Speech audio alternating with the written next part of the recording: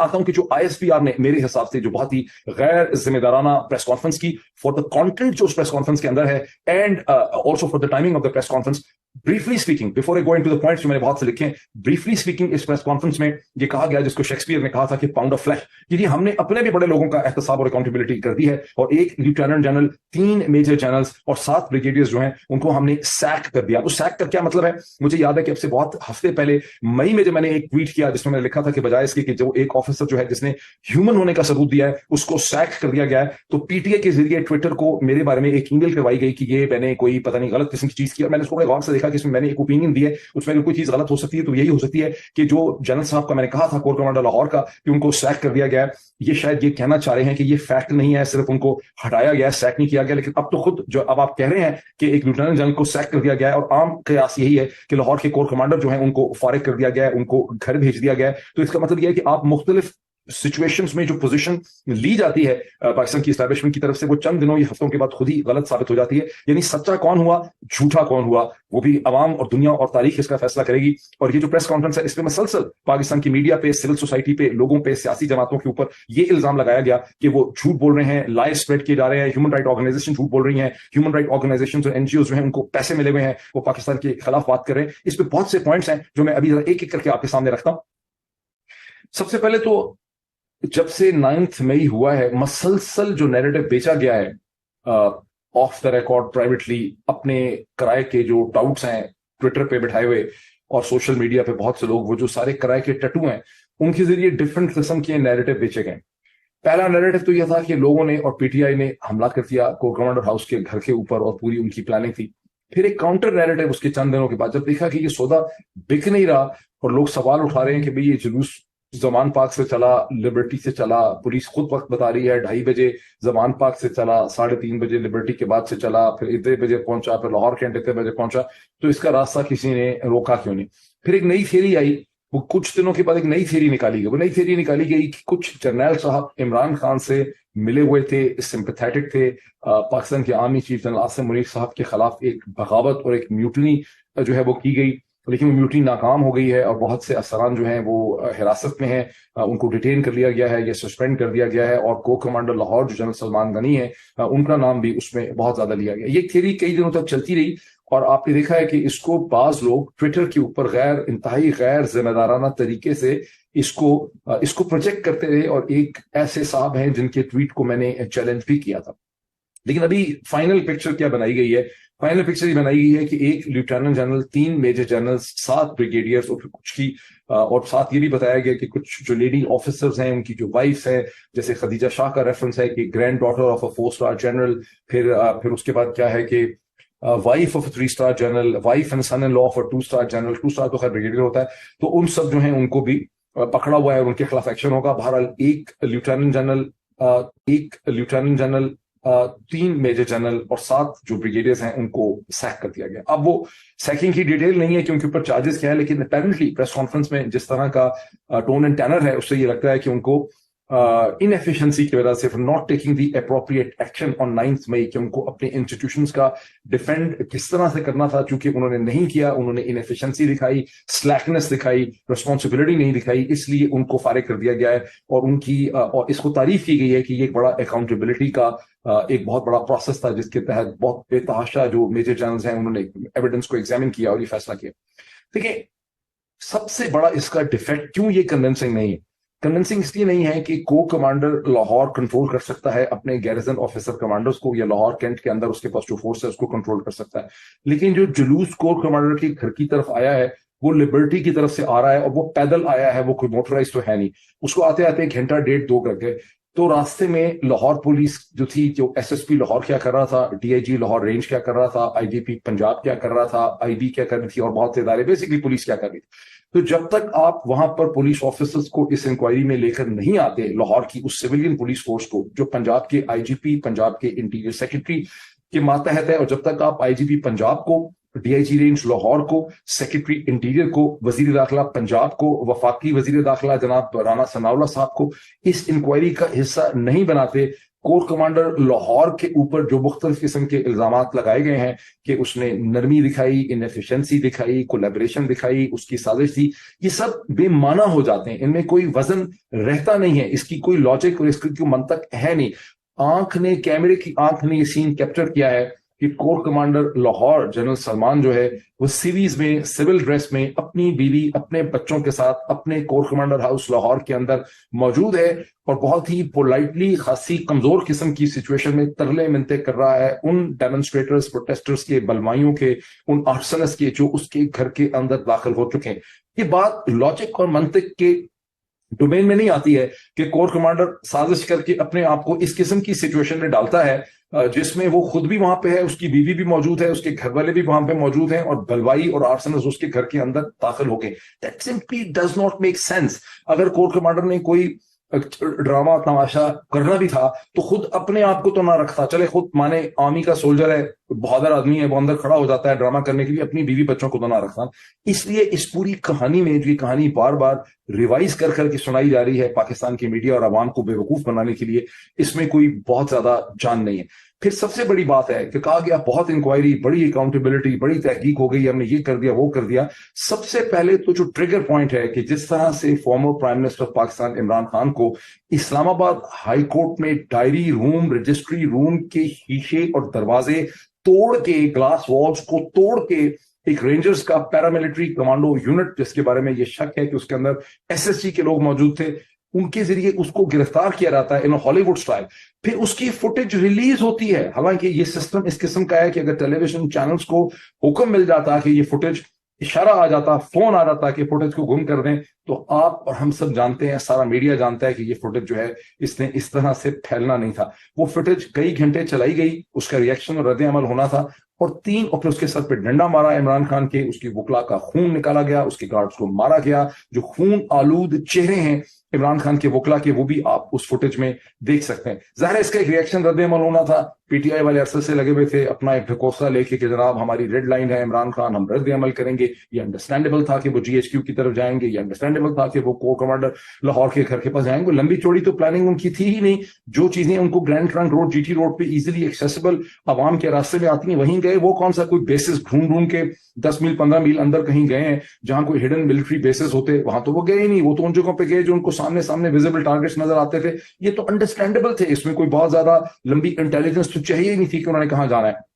بہرحال جو trigger point ہے جس طرح سے عمران خان کو گرفتار کیا, اس میں تو 3 پرنسپل کیریکٹرز ہیں, ان کو انکوائری میں کہیں شامل ہی نہیں کیا گیا. اس میں پرنسپل کیریکٹر DG رینجرز ہے جو غالباً اس وقت ملک میں ہی نہیں تھا, نہیں چیئرمین نیب نہیں تھا. سو چیئرمین نیب جس کا کیس تھا, DG رینجرز جس کی فورس تھی, اور منسٹر آف انٹیریئر رانا ثناء اللہ جو کی اوور آل ایڈمنسٹریشن بنتی ہے رینجرز کے اوپر. یہ 3 پرنسپل جو کیریکٹرز جو آفیشلز ہیں, جب تک آپ ان کو ایک انویسٹیگیشن میں شامل نہیں کرتے, اور یہاں پر تو ہونا یہ چاہیے تھا کہ جیسا سپریم کورٹ آف پاکستان کے سامنے جو پٹیشنرز ہیں وہ ڈیمانڈ بھی کرتے ہیں کہ 9 مئی کے واقعات کی ایک کمپلیٹ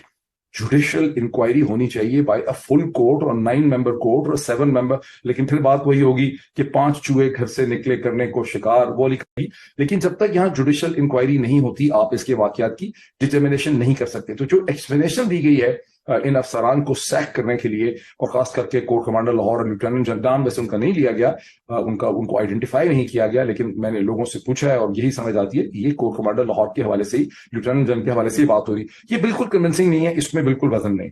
اچھا آگے ہم چلتے ہیں. تو ایک بڑی انٹرسٹنگ چیز یہ ہے کہ DG ISPR صاحب یہ فرماتے ہیں کہ ان لوگوں نے, یہ جو مسکرینٹس ہیں اور یہ PTI والے لوگ جو ہیں یا عوام جو ہیں, انہوں نے آرمی کے ساتھ, ہمارے ساتھ وہ کیا ہے جو 76 سال میں دشمن جو ہے وہ نہیں کر سکا. یہاں پہلا جو لگتا ہے اس کی اسمپشن یہ, جس طرح سے انہوں نے یہ آرگومنٹ سٹرکچر کیا ہے, اس کو سن کے ایسا لگتا ہے کہ ان کی اسمپشن یہ ہے کہ پاکستان کی قوم, پاکستان کی ریاست, پاکستان کے لوگ, پاکستان کے ادارے, پاکستان کی عدالتیں, district courts, high courts, Pakistan کی پولیس, پاکستان کی ایئر فورس, پاکستان کی نیوی جو ہے وہ سم اور ادر آرمی کا حصہ نہیں ہے. کیونکہ وہ کہہ رہے ہیں کہ ہمارے ساتھ جو کیا ہے دشمن نے, جو انہوں نے کیا ہے وہ دشمن 76 سال میں ہمارے ساتھ نہیں کر سکا. تو وہ صرف اور صرف آرمی کے بارے میں سوچ رہے ہیں, وہ پاکستان کے لوگوں کے بارے میں, پاکستان کے باقی اداروں کے بارے میں نہیں سوچ رہے. میں اس کے اوپر پھر آتا ہوں, لیکن پہلے ہم دیکھ لیتے ہیں کہ کتنی کمزور یہ دلیل, کتنا کمزور یہ آرگومنٹ ہے اتنے ریسپانسبل آفیسر کا جو ایک اچھا آفیسر ہیں, سبھی ان کے کولیگز مانتے ہیں کہ general Sharif D G I S P R ایک بہت اچھے مناسب آفیسر ہیں, لیکن یہ مناسب آفیسر کو جو سمری پکڑائی گئی ہے, میری اگر کوئی بات سنے نا تو D G I S P R کو چاہیے کہ جو کرنل صاحب یا بریگیڈیئر صاحب نے ان کو سمری بنائی, ان کو تو کم از کم سیک کریں, اس پوزیشن سے ہٹائیں, بیکاز وہ اپنے D G I S P R کو خراب کریں. اس سے پہلے بھی اسی طرح سے ایک بریگیڈیئر صاحب یہاں پہ تھے جو پچھلے D G I S P R تھے, وہ بھی بہت ہی ڈیسنٹ, شریف, جینٹلمین, سولجر آفیسر تھے. ان کو بھی کچھ افسران نیچے ایسے تھے غیر ذمہ دار قسم کے, اوور زیلس, جو مسلسل نوٹ بنا کے ان کے سامنے رکھتے تھے اور ان کو خراب کر رہے تھے. شاید ان میں سے ایک آدھ جو اب سروس میں نہیں رہا, لیکن ذرا دیکھیں وہ کیا کہتے ہیں جی ہمارے ساتھ ان مسکرینٹس نے جو کیا, یہ ہمارے ساتھ دشمن جو ہے وہ 76 سال میں نہیں کر سکتے. تو اب آ جائے ذرا 76 سال میں دشمن نے کیا کچھ کیا. جو آپریشن جبرالٹر اور آپریشن گرینڈ سلیم کیا گیا مقبوضہ جموں اور کشمیر میں 1965 کے سمر میں, اس کے نتیجے میں ہندوستان نے ایک کاؤنٹر آپریشن کیا and they moved towards Lahore and Sialkot, اور انہوں نے لاہور اور سیالکوٹ کے لیے سیریس تھریٹ پیدا کر دیا. مائنڈ میں رکھیں کہ پاکستان کی جو ڈیپتھ ہے نارتھ ساؤتھ تو پاکستان پھر لمبا ہے 1000 میل سے زیادہ, لیکن جو یعنی ایسٹ یعنی اس طرح سے ہے, لیکن اس کی جو وڈتھ ہے وہ بہت کم ہے. اور انڈین جو کاؤنٹر پلانز ہیں اس میں ہے کہ پاکستان کو کاٹا جا سکتا ہے, اس کو 2 حصوں میں ڈیوائڈ کیا جا سکتا ہے. جب دشمن پہنچ جاتا ہے لاہور سیالکوٹ میں, جو 6 سپٹمبر کی لیجنڈری جنگ ہے جس میں ہم نے اپنی کتابوں میں لکھا کہ ہم جیت گئے تھے, اس کی اصل صورتحال یہ ہے کہ 6 ستمبر کو شروع ہونے والی جنگ پریکٹیکلی 13 یا 14 ستمبر کو آلموسٹ رک جاتی ہے, اور دونوں سائڈ ہم یہ ریئلائز کرتے ہیں کہ اب ہمیں اس میں سے ایک ڈیل چاہیے نکلنے کے لیے, اور پھر وہ ڈیل ہمیں رشینز ایک نیگوسیشن کے طور پر دیتے ہیں, جس میں ایک نیگوسیشن ہوتی ہے. پریکٹیکلی ہم یہ جنگ ہار جاتے ہیں, دشمن یہ جنگ جیت جاتا ہے. کیوں؟ اس لیے کہ جو آپریشن تھے کشمیر میں وہ ہم نے انیشیٹ کیے تھے, انہوں نے کاؤنٹر آپریشن کیا. کاؤنٹر آپریشن کا مقصد یہ تھا کہ ہم پہ پریشر ڈال کے مین لینڈ پاکستان پہ مقبوضہ جموں اور کشمیر میں وہ ہمارے آپریشنز جو ہیں ان کو ہالٹ کرنا چاہتے تھے, روکنا چاہتے تھے, انہیں نیوٹرلائز کرنا چاہتے تھے, اور اس مقصد میں وہ کامیاب ہو گئے. سو فار چونکہ یہ ایک ٹیکنیکل سا چیز ہے, ٹیکنیکلی طور پہ they won the war and we lost the war. جتنی دنیا کے ہسٹورینز ہیں اور جتنی کتابیں 1965 میں لکھی گئی ہیں including the Pakistani origin authors, انہوں نے یہی لکھا ہے. لیکن اسکول کے بچوں کالج کے بچوں کو پاکستان میں یہ بتایا گیا, میڈیا کو یہ بتایا گیا کہ 1965 کی جو جنگ ہے وہ ہم نے جیتی تھی. لیکن یہ ایک ذرا خفیف پوائنٹ ہے. 1971 میں آئی ڈونٹ نو کہ ایگزیکٹ نمبر کیا تھے, 93,000 کا فگر تو چلے ہندوستانیوں نے دیا, شاید 40-45,000 کا فگر ہے یا 50,000 کا فگر ہے, لیکن ہماری سپاہ کو شکست ہوئی اور ہم نے ہندوستان کی فوج کے سامنے سرنڈر کیا. اس کی تصویریں ہر وقت چلتی رہتی ہیں. اب وہ مسکرینٹس نے زیادہ بڑی شکست دی, یہ دشمن نے کیا. آئی ڈونٹ نو کہ کیوں D G I S P R اس کو ایک بہت زیادہ ڈارک ڈے کے طور پہ نہیں دیکھ رہے اور یہ 9 مئی کو نیسیسریلی دیکھ رہے ہیں. سیاچین کے بارے میں جنرل ضیاء الحق صاحب نے فرمایا کہ وہاں not a blade of grass grows over there. حقیقت یہ ہے کہ دنیا بھر کا بہتر ایگلو اکوپمنٹ جو سنو وارفیئر کا ہے امپورٹ کیا گیا. بار بار کوشش کی گئی کہ سیاچین کی ہائٹس جو ہیں ان کو ہندوستان کی آکوپائنگ فورسز سے آزاد کرایا جا سکے, ان کو پش بیک کیا جا سکے, لیکن اس میں ہمیں کامیابی نہیں ہوئی. لیکن D G S P R اس کو ایک ہیومیلیشن کے طور پہ نہیں سمجھتے. کارگل کا جو مس کنسیوڈ ال ایڈونچر تھا, اس کے نتیجے میں جب ایک امریکہ کے ساتھ ڈیل کر کے وہاں سے ناردرن لائٹ انفینٹری کو کہا گیا کہ وڈرا کریں, انڈینز نے ان کو وڈرا کے اوپر کور نہیں دیا, ان کو سیف پیسج نہیں دیا, انہوں نے کھل کے ان کا شکار کیا. I don't know how many of the Pakistani Northern Light Infantry servicemen were died, were martyred in that, لیکن وہ ہنڈریڈز میں تھے. وہ D G S P R کو میں خیال یاد نہیں. ممبئی کے جو ایکیوز تھے ریزسٹ کرتے رہے, لیکن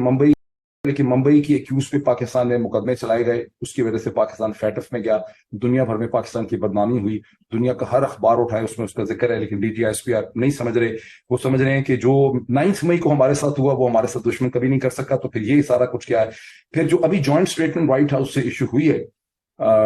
regarding the cross border terrorism, اس کو بھی D G I S P R کا جو لکھنے والا ہے, basically D G I S P R تو معصوم ہے بیچارے, اس میں ان کا جو کرنل صاحب نے ان کو لکھ کے دیا ہے اس کو یہ سب چیزیں یاد نہیں ہے. لیکن آگے چلیں, یہ تو ہو گیا اس حواب سے. 9/11 کے بعد خاص کر کے 2001 اور پھر 2004 میں جب فاٹا میں ارسوائل فاٹا میں انسرجنسی شروع ہو گئی,